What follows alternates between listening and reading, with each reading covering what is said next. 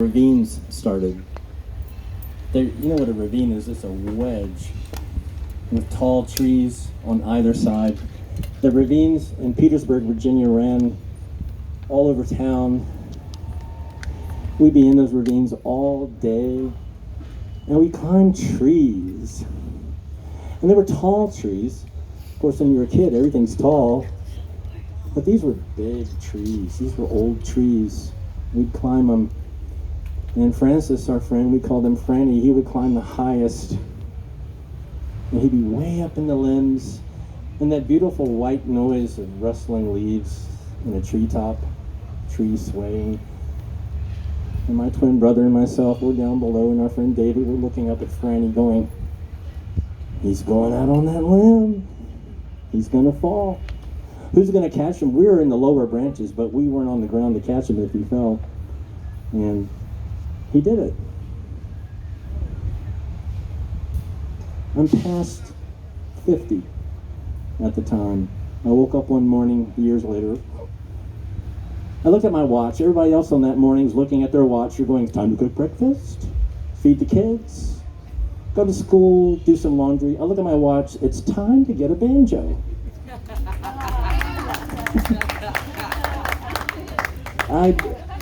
I'd always thought about it. When I was a little boy, John Hartford was on network television, and he was amazing. He played the banjo different than anybody.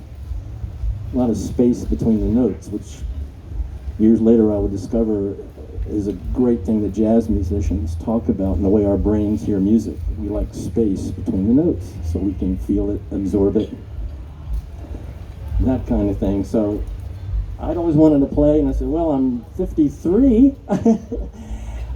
I'm going to do it. Why not? And I live in Southwest Virginia, the heart of bluegrass.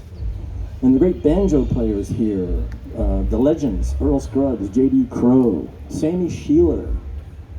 They play Gibsons, the legendary Gibson banjo, handed down generations of families who played banjo. So I was determined to get a Stelling. Right off the bat, I was going to do things a little different. So I got a Stelling banjo. John Hartford had actually played a Stelling on the 1984 recording Gumtree Canoe, so I knew it was a great banjo. So I was going to get one. So that's what I did. And I tell you, banjo players are like gunslingers. I played 1939 pre-war flathead, Flying Eagle. What do you play? I play a used 2003 Stelling with a Tony Pass block rim. But very proud of the Stelling. Stelling's made in Afton, Virginia, a small shop. So I was determined to get one. And as fate would have it, Tony Ellis, who's a wonderful banjo player, has a banjo book, and on the front is a Stelling banjo. And Tony played with Bill Monroe, so I knew I was on the right path. But when I started playing, of course, I worshipped at the feet of all the bluegrass players, but I couldn't help it. I had original music in my heart to play. I had melodies and things, and the banjo was wiring wood, and why not? Why not do something original?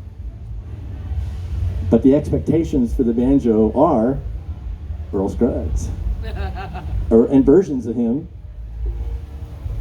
Beethoven walks into a bar. I see you've got the piano over there. The bartender says, yeah, can you play? Well, I want to play for Elise. Well, I don't know who Eloise is, but I hope you play like Mozart. Beethoven says, no, I play like myself.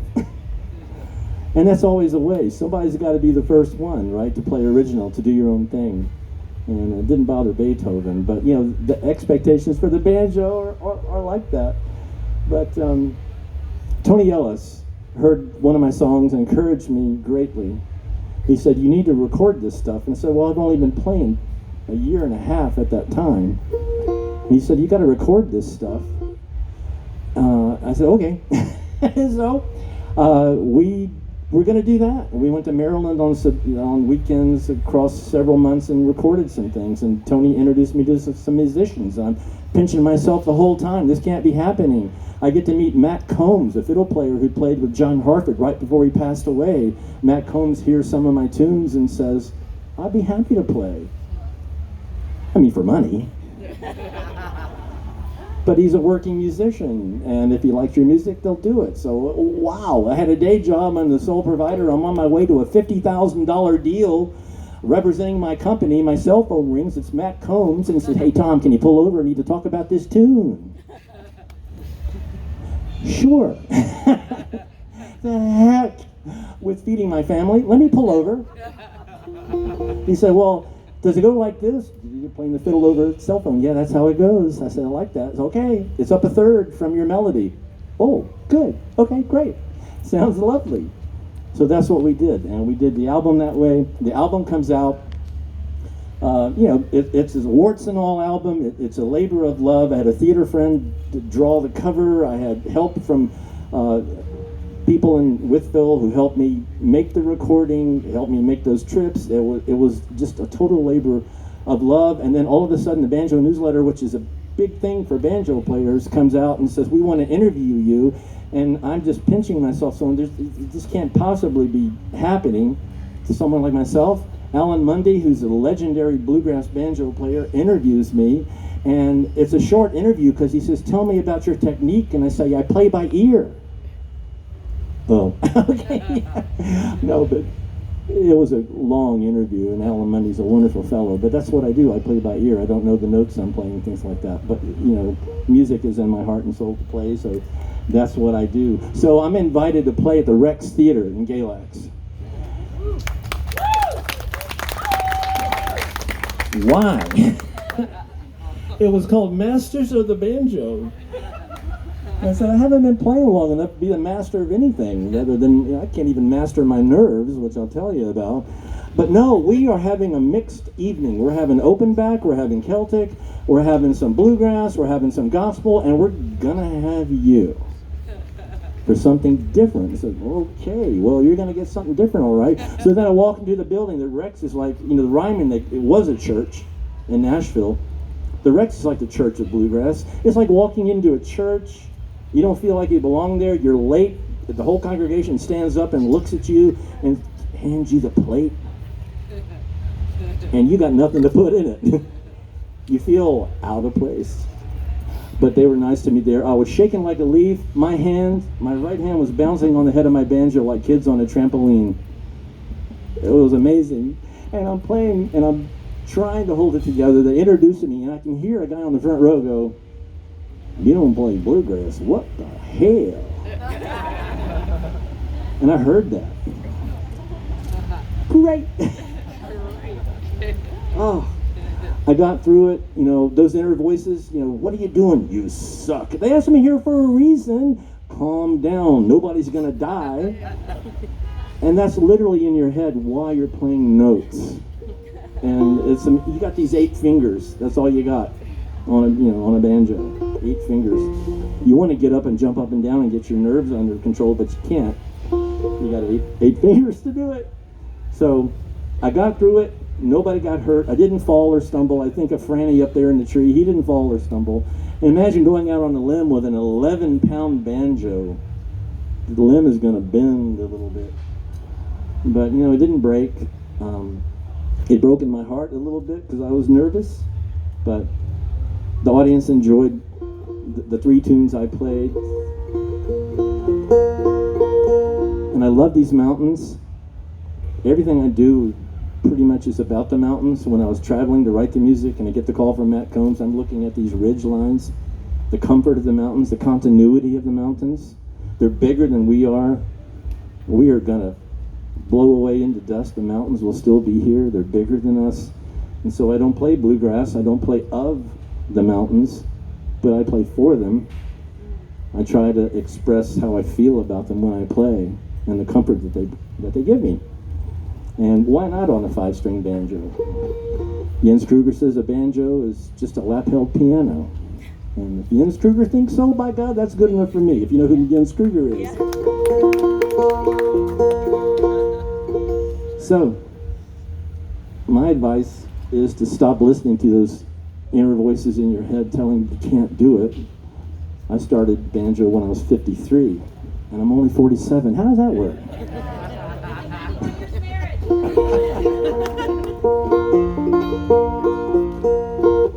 But the first song I played at Rex Theater was this song, and if I can get through this song here, this is an out-of-body experience to play a banjo at Floydfest.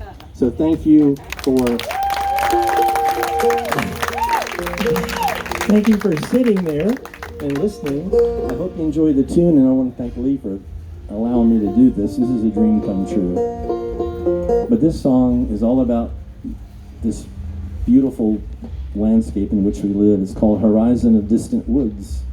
And I wish you could hear Matt Combs' fiddle. Oh, beautiful. But I'll do it without Matt. Sans Matt. And here we go.